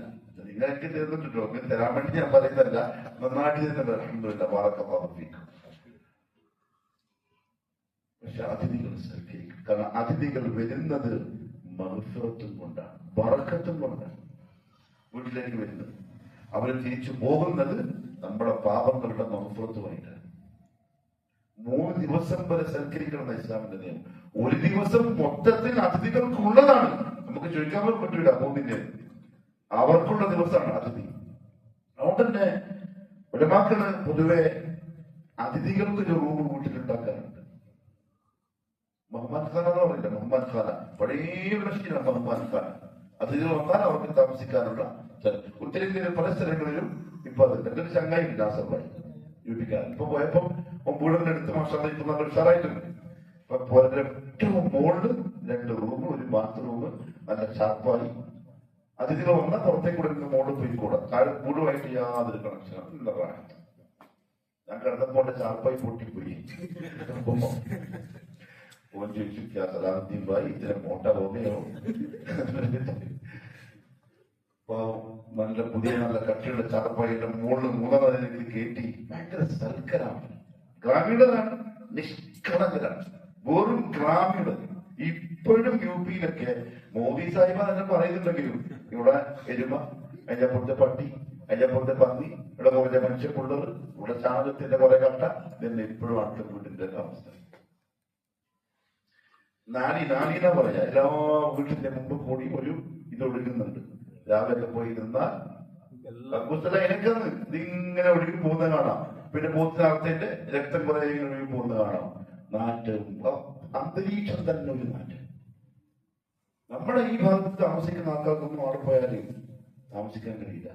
ദൂരം ഇപ്പോഴും 2025 കഥയാണ് ഈ പറയുന്നത്. ഇപ്പോഴും മോദി പറയുന്നത് കേട്ടാത്ത ഇന്ത്യ എവിടെയോ എത്തിപ്പോയി. എങ്ങനെ എത്തിയിട്ട എത്രയോ തരണ്ടത്. കേരളത്തിൽ നിന്നൊക്കെ ഇനിയും 50 കൊല്ലം കഴിയണം യുപി അങ്ങനെ ആവാൻ. അങ്ങനത്തെ അവസ്ഥയാണ്. അൽഹംദുലില്ലാഹ് അല്ലാഹു നമ്മളെ ജനിപ്പിച്ച നാടും അവിടുത്തെ സംസ്കാരത്തെ അവസ്ഥ ഒക്കെ വലിയ നിയമത്താണ്, വലിയ നിയമത്താണ്. മാഷാ അല്ലാഹ്. ഇവരുടെ സ്വഭാവം അതാ, ഇവര് അതിഥികളെ സ്വീകരിക്കില്ല. യുപിയിലൊക്കെ ആതിഥ്യത്തിന് നാസ്ത എന്താ രാവിലെ? നമ്മുടെ നാസ്ത എന്താ? പുട്ട്, ഇഡ്ഡലി, ചപ്പാത്തി, പൊറോട്ട, ബീഫ്, മട്ടൻ, അത് ഇത്. ഇവരെ നാസ്ത വന്നാലും പ്ലേറ്റിൽ കുറെ പിന്നെ ചിപ്സ്, നംകീൻ, മിച്ചർ, പിന്നെ ഒരു വീട്ടിൽ കുറെ പേട, മധുരത്തിന്റെ കട്ട, പിന്നെ കുറെ പഴം, പിന്നെ കുറെ ആപ്പിൾ മുറിച്ചത്, പിന്നെ സമൂസ. അത് നമ്മളല്ല, ഇത്രയുണ്ട് സമൂസ മതി ഒരു നേരത്തേക്ക്. പിന്നെ ഇതന്നെ ഇതാണ് അവരുടെ നാസ്ത. നാസുഭായി എനിക്ക് ഉച്ചക്ക് ചോറുള്ളൂ. ഇതെങ്ങനെ നാസ്തയ്ക്ക് നമ്മൾ തിന്നല്? അപ്പൊ അവിടത്തെ ഏറ്റവും പിടിച്ച നാസ്തയാണ്. ഒരുപാട് പ്ലേറ്റില് പലതരം ഈ മുട്ടായി മതും ഇതും കുഴപ്പമില്ല. ഞാൻ യൂട്യൂബ് എടുത്തിട്ട് നമ്മുടെ നാട്ടിലെ നാസ്ത കാണിച്ചു കൊടുത്തു. ഇങ്ങനെയാണ് നമ്മുടെ തിന്നല്. അപ്പോ പറയാ ജമീത്തോ ഇത്ര മോട്ടോ പറയാ. പക്ഷെ നല്ല ആതിഥ്യമതിയാണ്. അത് ഇസ്ലാം പഠിപ്പിച്ചൊരു സിഫത്താണ്. ആ സഹാബിന്റെ കഥ അറിയണം. രാത്രിയിൽ ഭാര്യയോട് ഒരു അതിഥിക്ക് ഭക്ഷണം കൊടുത്തിട്ട് അള്ളാഹു ചിരിച്ച സംഭവം അത് വേണ്ടതാണ്. അങ്ങനെ സൽക്കരിക്കണം. അത് ബറക്കത്ത് കൊണ്ട് തരുന്നുള്ള കാര്യം ഉറപ്പാണ്. ഇവിടെ ചില മനുഷ്യന്മാർ അള്ളാഹു അനുഗ്രഹിക്കട്ടെ. അത് റമദാനിലൊക്കെ നമ്മൾ അനുഭവിച്ചതാണ്. നമ്മുടെ കൂടെ വന്നവരത് എടുത്ത് പറഞ്ഞ് ദുആ ചെയ്യുന്നതാണ്. നേരെ കേട്ടു. അള്ളാഹു ബാരിക് ഒരു തരട്ടെ. രണ്ടുപേരും പോയി. ആ നാട്ടിലെത്തി. ഇവര് പട്ടിണി സഹിക്കാൻ പറ്റാണ്ട് അവരോട് ചോദിച്ചു. അവരിത് കാണുമ്പോ നമ്മളിത് സലാം പറഞ്ഞിട്ട് വരുന്ന എന്താണ് ചോദിച്ച ഇതൊക്കെ ചോദിക്കുമല്ലോ. അതുവരെ അവർക്കില്ല. അവരങ്ങോട്ട് പോയിട്ട് ചോദിച്ചു, കുറച്ച് ഭക്ഷണം തരുമോ? ആ 2 പേരെയും അതിഥികളായി സ്വീകരിക്കാൻ അവർ വിസമ്മതിച്ചു. ഇവിടെ ജൂതന്മാർ പണിയെടുത്ത് എന്താ അറിയോ? വായിന്റെ പുള്ളി മായിച്ചിട്ട് അതിന്റെ മുകളിൽ 2 പുള്ളി കുത്താൻ നോക്കി. എന്താവും? അതവും എന്താണെന്നറിയോ? ഓടി വന്നു. കണികവർക്കുള്ള ആക്ഷേപമാണ്. 2 അപരിചിതരായ ആൾക്കാർ നാട്ടിൽ വന്നിട്ട് ഒരു തുള്ളി വെള്ളം കൊടുക്കാതെ കഷ്ടപ്പെടുത്തിയ ടീം. അതാണ് ഇന്ന് കാണിച്ചുകൊണ്ടിരിക്കുന്നത് കള്ളന്മാര്. അത് അവരുടെ സ്വഭാവമാണത്. പട്ടിണിക്കില്ല. അവരെന്ത് ചെയ്തു? ആ ആക്ഷേപത്തെ മായ്ക്കാൻ വേണ്ടി അടിയിൽ ഒരു പുള്ളി മാറ്റി മുകളിൽ 2 പുള്ളി ഇടാൻ വേണ്ടി നോക്കി. പക്ഷേ ഒരു പുള്ളി മാറ്റാൻ പറ്റില്ല ഖുർആന്റെ, ഒരു കുത്ത് മാറ്റാൻ ഖുർആന്റെ സാധ്യത ഈ ലോകത്ത് ഒരുത്തരും സാധ്യത. ഇന്നാ നഹ്നു നസ്സൽന ദിക്റ വഇന്നാ ലഹു ലഹാഫിളൂൻ. അങ്ങനെ അവരാകെ വിഷമിച്ചു. ഭക്ഷണം കിട്ടിയില്ല. അങ്ങനെ നടന്ന് പോവാം ഇപ്പൊ എന്താ ചെയ്യാ? പോകുന്നതിനിടയിൽ ഖിദർ അലൈഹിസ്സലാം നോക്കുമ്പോൾ ഒരു മതിൽ ഇങ്ങനെ ചെരിഞ്ഞിട്ടുണ്ട്. ഹദീസിൽ റാവി കൈകൊണ്ട് കാണിച്ചു തന്നു, ഇങ്ങനെ ചെരിഞ്ഞിട്ടുണ്ട്. അദ്ദേഹം നേരെ ചെന്നു, കൈകൊണ്ട് ഇങ്ങനെ ആമി കാണിച്ചു. അപ്പൊ തന്നെ മതിലെന്തായി? നേരെയായി. അല്ലാണ്ട് കുഴച്ചിട്ട് പണിതല്ല. കൈയോട് ഇങ്ങനെ ആമി കാണിച്ചു, ആ മതില് നേരെ. മോചിതമാണ്, ഖിദർ അലൈഹിസ്സലാം പറഞ്ഞത് നബിയാണ്. മുസ്ലിമിനെ പോവല്ലേ? ശരീഅത്തിന്റെ ഇത് പുറത്തേക്ക് പോകും. മുസ്ലിമിന്റെ തോളത്തിന്റെ ഇൽമാണ്. പണി ചെയ്ത് എന്ത് ചെയ്യണം?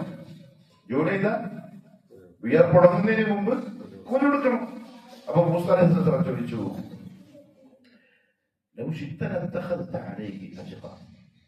നിങ്ങൾ വേണമെങ്കിൽ കൂലി വാങ്ങാം.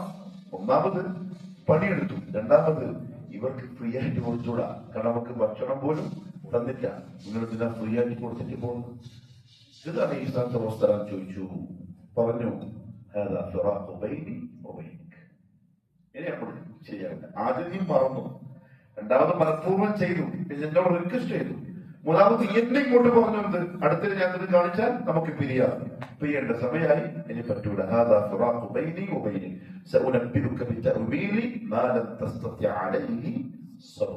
നിനക്ക് ക്ഷമിക്കാൻ സാധിക്കാതിരുന്നതിന്റെ തഅ്വീല് ഞാൻ നിനക്കിപ്പോ പറഞ്ഞുതരാം. അവിടെ രണ്ടാളിരുന്നു. അദ്ദേഹം പറഞ്ഞു, കടലിൽ മീൻ പിടിക്കുന്ന ജോലിക്കാരായ കുറച്ച് പാവങ്ങളുടെ കപ്പലായിരുന്നു അത്. എന്നിട്ട് ഞാൻ അതിനെ പൊളിക്കാനല്ല ഉദ്ദേശിച്ചത്.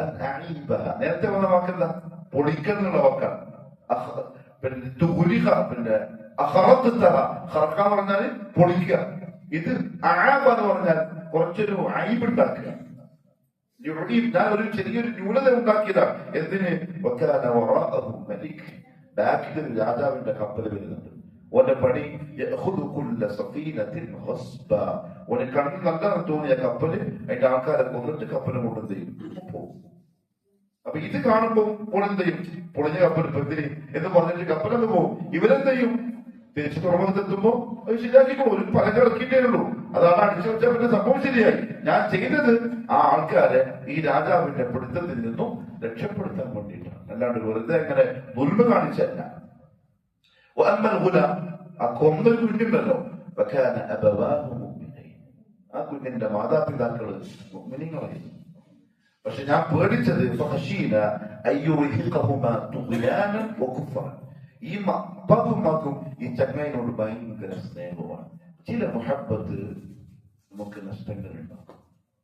ചില ഇഷ്ടങ്ങൾ, സ്നേഹം നമുക്ക് വലിയ ദീനിയായ നഷ്ടമുണ്ടാക്കും. ദീനിയായിട്ടുള്ള നഷ്ടം ആ മുഹബ്ബത്തിന് ഉണ്ടാകുന്നുണ്ട്. എന്നാൽ കട്ട് ഓഫ് എന്താ പറയാ? ഇപ്പൊ ഞാനും കുറച്ച് ഇംഗ്ലീഷ് പഠിക്കണം, പിടിച്ചിട്ടുണ്ടെങ്കിൽ മുമ്പിൽ ആ മുഹബ്ബത്ത് കട്ട് ചെയ്തു, അല്ലെങ്കിൽ നമ്മുടെ ദീനിനെ ബാധിക്കും. ആയിഷ ബീവിനോട് ഭയങ്കര സ്നേഹമാണ്. ഇഷ്ടം എന്ന് പറഞ്ഞാൽ ഭയങ്കര ഇഷ്ടമാണ്. നബി സല്ലല്ലാഹു അലൈഹി വസല്ലം അല്ലാഹു ആയത്തിറക്കി, യാ നിസാഅൻ നബിയ്യി ഇൻ കുൻതുന്ന തുരിദിന അൽഹയാത അദ്ദുനിയ വസീനതഹ ഫതഅലൈന ഉമത്തിഉകുന്ന വഉസബ്ബിഹുകുന്ന സറാഹൻ ജമീല. പ്രവാചകന്റെ ഭാര്യമാരെ, നിങ്ങൾക്ക് ദുനിയാവും അതിലുള്ള സുഖങ്ങളും രസങ്ങളും ഒക്കെ വേണ്ടതെങ്കിൽ വാ, ഞാൻ നിങ്ങൾക്ക് തലാക്ക് വാങ്ങിച്ചുതരാം, പോയിട്ട് സുഖമായിട്ട് ജീവിച്ചോ. അതല്ല അല്ലാതെ റസൂലിനെ ആഗ്രഹം വേണ്ടതെങ്കിൽ ക്ഷമയോട് കൂടി കിട്ടുന്നത് നോക്കിയിട്ടാണ് നിന്നോളണം. ഈ ആയത്തിറങ്ങിയപ്പോൾ വിശ്വമാനങ്ങൾ ആദ്യം കാണാൻ വന്നത് ആയിഷ. ആയിഷ, അള്ളാഹു ഇങ്ങനെ പറയുന്നുണ്ട്, എന്താ നിന്റെ അഭിപ്രായം? നീ ഉപ്പാനവന്മാരോട് ചോദിച്ചിട്ട് വാ, എന്താ ചെയ്യുന്നത്? കാരണം എന്താ അറിയോ? ആയിഷ ബീവിന്റെ റസൂലുള്ളാഹിന്റെ മറ്റു ഭാര്യമാര് പറയാൻ, ആയിഷ നഷ്ടപ്പെടുമോന്ന് റസൂലുള്ളാഹി ചെയ്തു പേടിയോ? ആയിഷ ബീവി പറഞ്ഞു, യാ റസൂലല്ലാഹ്, നിങ്ങളെ ഭർത്താവായി കൂടെ നിൽക്കുന്ന വിഷയത്തിൽ ഞാൻ എന്റെ ഉപ്പാനോട് ഉമ്മാനോട് ക്ഷമിക്കണം എന്നാണോ നിങ്ങൾ ഈ പറയുന്നത്? എനിക്ക് എന്റെ ആവശ്യമില്ല, എനിക്ക് അമ്മാനെയും റസൂലിനെയും മതി, ഞാൻ കൂടെ തന്നെ ഉണ്ട്. കാരണം അത് ഭർത്താവിന്റെ ക്വാളിറ്റിയാണ്, അത് ഭർത്താവിന്റെ ക്വാളിറ്റിയാണ്.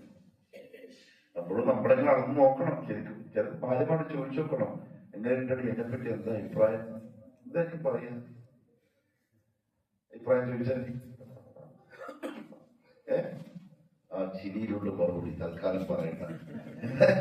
അഭിപ്രായം ചോദിച്ചു നോക്കിയാൽ ഇടക്ക് ചോദിക്കണം, ഖിയാറുക്കും ഖിയാറുക്കും കൂട്ടത്തിൽ ഏറ്റവും നല്ല ആള് സ്വന്തം ഇണക്ക്, ഭാര്യക്ക് ഭർത്താവ്, ഭർത്താവ് ഭാര്യ നല്ലത് പറഞ്ഞാൽ ഓനാണ് നല്ലത്, ഓളാണ് നല്ലത്. ഇല്ലേ, നല്ലതല്ല. സുബ്ഹാനഹു പറഞ്ഞു, എന്റെ കുടുംബത്തോട് ചോദിച്ചു നോക്കി എന്നെ പറ്റി. 9 ഭാര്യമാരും പറയും 100% ഓക്കെ വേണം. ആയിഷ റളിയല്ലാഹു തആല അൻഹാ മുഹമ്മദ് സല്ലല്ലാഹു അലൈഹി വസല്ലം തങ്ങളെ സെലക്ട് ചെയ്തു. അത്ര ഇഷ്ടമായിരുന്നു. പക്ഷെ ഇഷ്ടം കുറച്ച് കൂടിയപ്പോൾ അല്ലാഹു ചെയ്തു അതില്ലാതെ 2 മാസത്തോളം ആ വിചാരത്തിന്റെ ആരോപണം വന്ന് രണ്ടാളെ അങ്ങോട്ടും ഇങ്ങോട്ടും പിണക്കി. രണ്ടാൾക്കും ഭക്ഷണം കരച്ചിരി ബുദ്ധിമുട്ട് പ്രയാസം. ആയിഷ ബീവി പറഞ്ഞു, ഞാൻ ഭക്ഷണം കഴിക്കില്ല, വെള്ളം കുടിക്കില്ല, ഞാൻ കരഞ്ഞിട്ട് കരഞ്ഞ് തളർന്നു. എന്റെ ഉമ്മ പറയും, മോളെ നീ വീട്ടിൽ റസൂലാണ് സംസാരിക്കുക. ഞാൻ പറയും, ഇല്ല ആയിഷ ചെറുപ്പക്കാരിയല്ലേ, ഇല്ല ഇങ്ങോട്ട് വരട്ടെ, കാരണം വെറുതെ ആരോപണം പറയുന്നത് കേട്ടില്ല, എന്നെ വിശ്വസിച്ചില്ലേ, ഇങ്ങോട്ട് വരട്ടെ. മുഹമ്മദ് സല്ലല്ലാഹു അലൈഹി വസല്ലം തങ്ങള് ആ പുറത്തേക്ക് പോകും. ആയിഷയോട് മുണ്ടൂല, കാരണം ഭയങ്കര ടെൻഷനായി. നടന്നിട്ടുണ്ടോ ഇല്ലേ, ഗൈബ് അറിയൂല. ഗൈബ് എത്ര സങ്കടപ്പെടുക. കുറെ കഴിഞ്ഞപ്പോ ജിബ്രീൽ വന്നിട്ട് പറഞ്ഞു, നബിയെ ഈ കള്ളന്മാര് വെറുതെ പറഞ്ഞുണ്ടാക്കിയതാ, അങ്ങനെ സംഭവമൊന്നുമില്ല. ഓടി വന്ന വീട്ടില് മുഹമ്മദ് സല്ലല്ലാഹു അലൈഹി വസല്ലം പറഞ്ഞത് ആയത്ത് കൊടുത്തു. അപ്പൊ ഉമ്മ പറഞ്ഞു, ആയിഷ ഇത് എന്റെ റസൂലിന് നന്ദി പറ, ആയത്തും കൊണ്ട് ഇതാ വന്നിരിക്കുന്നു. ആയിഷ പറയാ, ഞാൻ റസൂലിന് നന്ദി എന്ന് പറഞ്ഞ കാര്യം എനിക്കില്ല, എന്നെ കുറ്റകൃത്യയാക്കിയ അള്ളാനോട് ഞാൻ നന്ദി പറഞ്ഞോളാം, റസൂലിനോട് നന്ദി പറഞ്ഞ കാര്യം എനിക്കില്ല. ആ ഒരു ഗ്യാപ്പ് അള്ളാഹു വിട്ടത് ആ മുഹബത്തിന്റെ പരീക്ഷ. ചില മുഹബത്തുകൾ യാക്കൂബ് അലൈഹിസ്സലാത്തു വസ്സലാം യൂസുഫ് നബിയോട് ഒരിക്കലും പിരിയാൻ സമ്മതിക്കില്ലല്ലോ. അള്ളാഹു എന്ത് ചെയ്തു, 40 കൊല്ലം പിരിച്ചു. 40 കൊല്ലം കരഞ്ഞ് അദ്ദേഹത്തിന്റെ കണ്ണ് സങ്കടം കൊണ്ട് കണ്ണ് കൊളുത്തു പോയി, തിമിരം ബാധിച്ചു, കാഴ്ച പോലും നഷ്ടപ്പെട്ടു. അതിന് ഗ്യാപ്പിട്ടതാണ്, പിന്നെ തിരിച്ചു കൊടുത്തു. ചില മഹബത്തുകൾ നമ്മൾ സൂക്ഷിച്ചേ പറ്റൂ, ശ്രദ്ധിച്ചേ പറ്റൂ. ഈ ഇഖ്ലാസ് പറഞ്ഞു, ഈ ഉപ്പാക്കും ഉമ്മാക്കും ഈ മോനോട് ഭയങ്കര ഇഷ്ടമാണ്. അവൻ വളർന്ന് വലുതായാൽ അവന്റെ കുഫറിലേക്ക് ഈ മുഅ്മിനായ മാതാപിതാക്കൾ പോയി പോകുമോ ആ ഇഷ്ടം കൊണ്ട് എന്ന് ഞാൻ പേടിച്ചു. അപ്പൊ എന്ത് മനസ്സിലായി, ചില ഇഷ്ടങ്ങൾക്ക് ബൗണ്ടറി വെക്കണം, ചില ബന്ധങ്ങൾക്ക് ഒരു ബൗണ്ടറി വെക്കണം. അത് ദുനിയായിട്ടൊക്കെ നമ്മുടെ ദീനിനെ തട്ടുമെന്ന് തോന്നിയാൽ ഒഴിവാക്കിക്കോണം, ഇല്ലെങ്കിൽ അപകടമാണ്. ചിലപ്പോ ശൈത്താൻ വന്നിട്ട് പറയും നമ്മളോട്, നീ എങ്ങനെ പെടാൻ ചാൻസ് ഇല്ലപ്പ, നീ ഇത്ര കൊല്ലായി വഹിദായിട്ട് ഇൽമുണ്ട്, നീ ഇത്ര ഖുർആൻ പഠിച്ചു, ഹദീസ് പഠിച്ചു, നീ ഒരു സംഭവമല്ലേ. ശൈത്താൻ വന്നിട്ട് വെറുതെ പറയും, നീ ആ കണക്ഷനെ തന്നെ വെച്ചോ, എനിക്കിപ്പോ ഒരു മെസ്സേജ് കിട്ടിയ നീ അങ്ങനെ പഠിച്ചു പോവോ, ഇങ്ങനെ പറഞ്ഞതിന് ബാക്കിൽ വന്നിട്ട് നിൽക്കണ്ട. അത് ശൈത്താന്റെ വലിയ കടമായിരിക്കും. മോനെ കൊല്ല ചെയ്ത് മുഹമ്മദ് സല്ലല്ലാഹു അലൈഹി വസല്ലം തങ്ങൾ പറഞ്ഞു, റസൂലുള്ളാഹി സ്വല്ലല്ലാഹു അലൈഹി വസല്ലം അല്ലാഹു ആ ദമ്പതികൾക്ക് പിന്നെ കൊടുത്തത് ഒരു പെൺകുട്ടിനെയാണ്, ജാരിയത്തിനെ. ഇപ്പൊ പോയി പകരം അല്ലാഹു ഒരു കുഞ്ഞിനെ കൊടുത്തു. അതല്ല അദ്ദേഹം പറയുകയും ചെയ്തു, വകാന അബൂഹുമാ സ്വാലിഹ ഫഅറാദ റബ്ബുക അൻ യബ്ലുഗ അശുദ്ധഹുമാ അല്ല فأردنا أن يبدلهما خيرا منه زكاة وأقرب رحما. ഇവനേക്കാളും നല്ല ഒരു കുഞ്ഞിനെയും നല്ല ബന്ധം സ്ഥാപിക്കുന്ന ബന്ധം ആദർശ ബന്ധമാണ് കേട്ടോ, അങ്ങനെ ആദർശ ബന്ധം ഉണ്ടാകുന്ന ഒരു കുഞ്ഞിനെ പകരം കൊടുക്കണമെന്ന് നമ്മൾ ആഗ്രഹിച്ചു. അള്ളാഹു അങ്ങനെ തന്നെ കൊടുക്കുകയും ചെയ്തു. അതുകൊണ്ട് കൊന്നതാണ്. പിന്നെ ഞാൻ ശരിയാക്കിയ ഈ മതിൽ അത് ഈ നാട്ടിലുള്ള 2 യതീമുകളായ മക്കളുടെ നിധി അതിന്റെ താഴ്ഭാഗത്ത് എന്താ കൻസ് എന്ന് പറഞ്ഞാൽ നിധി മീൻസ് സ്വത്താണ്. ഉമ്മയും കുഴിച്ചിട്ടില്ല പണ്ട്, അങ്ങനെ കുഴിച്ചിട്ടത് അവിടെയാണ്. ആ മതിൽ കൊണ്ടുപോയി കല്ലിന്റെ മുകളിൽ വെള്ളമടിഞ്ഞു, പിന്നെ ഇത് മക്കൾക്ക് കിട്ടൂല. അതുകൊണ്ട് ഞാൻ ആ മക്കൾക്ക് അത് കിട്ടണം, അവർ പിന്നെ അത് എടുക്കണം എന്ന നെയ്യത്തിലാണ് ആ മതില് ശരിയാക്കി കൊടുത്തത്. മൂസ, ഒരു കാര്യം കൂടി കേട്ടോളൂ, ഇതൊന്നും ഞാൻ എന്റെ സ്വന്തം ഇഷ്ടപ്രകാരം ചെയ്തതല്ല. എനിക്ക് ആ സമയമാകുമ്പോൾ അള്ളാഹു തോന്നിപ്പിച്ചേരും വഹയറിയിച്ചേരും, അതനുസരിച്ച് ഞാൻ ചെയ്തതാണ്.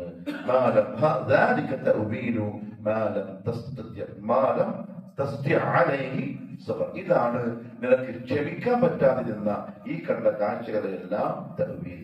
ഇത്രയും പറഞ്ഞിട്ട് ഖിദർ അലൈഹിസ്സലാത്തു വസ്സലാം മൂസ അലൈഹിസ്സലാത്തു വസ്സലാം പിരിഞ്ഞു. അക്കാലത്തേക്ക് പോയി.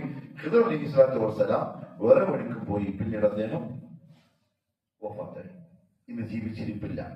അതിന് പ്രധാനപ്പെട്ട ഒരു തെളിവ്, ഒരു നബി ഖിദർ അലൈഹിസ്സലാം ജീവിച്ചിരിപ്പുണ്ടെങ്കിൽ മുഹമ്മദ് മുസ്തഫ സല്ലല്ലാഹു അലൈഹി വസല്ലം തങ്ങളുടെ നബുവത്ത് അംഗീകരിക്കലും ബൈഅത്ത് ചെയ്യലും നിർബന്ധമാണ്. അങ്ങനെ ഒരു നബി ഞാൻ നിങ്ങൾക്ക് മുമ്പ് വന്ന എല്ലാ നബിമാരോടും വഹി അറിയിച്ചിട്ടുണ്ട്. എന്ത്? നിങ്ങൾ വന്നു കഴിഞ്ഞാൽ നിങ്ങളെ ബൈഅത്ത് ചെയ്യാൻ, നിങ്ങളെ പിൻപറ്റാൻ. സുധാകരല്ലോ മൂസ നബി വരികയാണെങ്കിൽ തന്നെ എന്ത് ചെയ്യണം? എന്നെ ഇത്തിബാഅ ചെയ്തോളണം. ഖിദർ അലൈഹിസ്സലാത്തു വസ്സലാം അന്ന് ജീവിച്ചിരിപ്പുണ്ടെങ്കിൽ എന്ത് ചെയ്യും? മദീനത്തേക്ക് വരും. മുഹമ്മദ് സ്വല്ലല്ലാഹു അലൈഹി വസല്ലം തങ്ങളെ ബൈഅത്ത് ചെയ്യും. ഉമ്മത്തിൽപ്പെട്ട ഒരാളായിട്ട് ജീവിക്കുമായിരുന്നു. പക്ഷെ വന്നിട്ടില്ല. എന്തുകൊണ്ട്? അദ്ദേഹം വഫാത്തായി പോയിട്ടുണ്ട്. ഇതാണ് ഈ രണ്ടുപേരും തമ്മിലുള്ള യാത്രയുടെ പരിശുദ്ധ ഖുർആൻ നമുക്ക് പറഞ്ഞ സംഭവം. ഇത്രയും പറഞ്ഞിട്ട് മുഹമ്മദ് സല്ലല്ലാഹു അലൈഹി വസല്ലം പറഞ്ഞു, റഹിമല്ലാഹു മൂസ, മൂസക്ക് അല്ലാഹു റഹമല്ലാഹു മൂസ, മൂസയെ അല്ലാഹു അനുഗ്രഹിക്കട്ടെ. ലവദിത്തു അന്നഹു കാന സബറ ഹത്താ കാന യഖുസ്സു അലൈനാ മിൻ അഖ്ബാരിഹിമ. കുറച്ചും കൂടി ക്ഷമിച്ചിരുന്നെങ്കിൽ എന്തെല്ലോ അത്ഭുതങ്ങൾ നമുക്ക് പിന്നെയും കാണാമായിരുന്നു. അപ്പം പാഠം ആരും വലിയ ആലിമല്ല, എല്ലാവരും എല്ലാ ആലിമിന്റെ മുകളിലും ഒരു ആലിമുണ്ട്. കിട്ടിയ ഇൽമ് ഇല്ല ഖലീല, കുറച്ചേ ഉള്ളൂ. ഒരിടത്ത് നമുക്ക് കിട്ടാത്ത വേറെ കുറച്ചുണ്ട്, അപ്പുറത്ത് വേറെ കുറച്ചുണ്ട്. അത് മനസ്സിലാക്കി മുതവാദിആയി തവാദുഅോടുകൂടി ജീവിച്ചോളണം. അല്ലാഹു വിനയമുള്ളവരായി, തഖ്വയുള്ളവരായി, സൂക്ഷ്മതയുള്ളവരായി ജീവിക്കാൻ തൗഫീഖ് നസീബാക്കി തരട്ടെ. സുബ്ഹാനക അല്ലാഹുമ്മ വബിഹംദിക അഷ്ഹദു അൻ ലാ ഇലാഹ ഇല്ലാ അൻത അസ്തഗ്ഫിറുക വഅതൂബു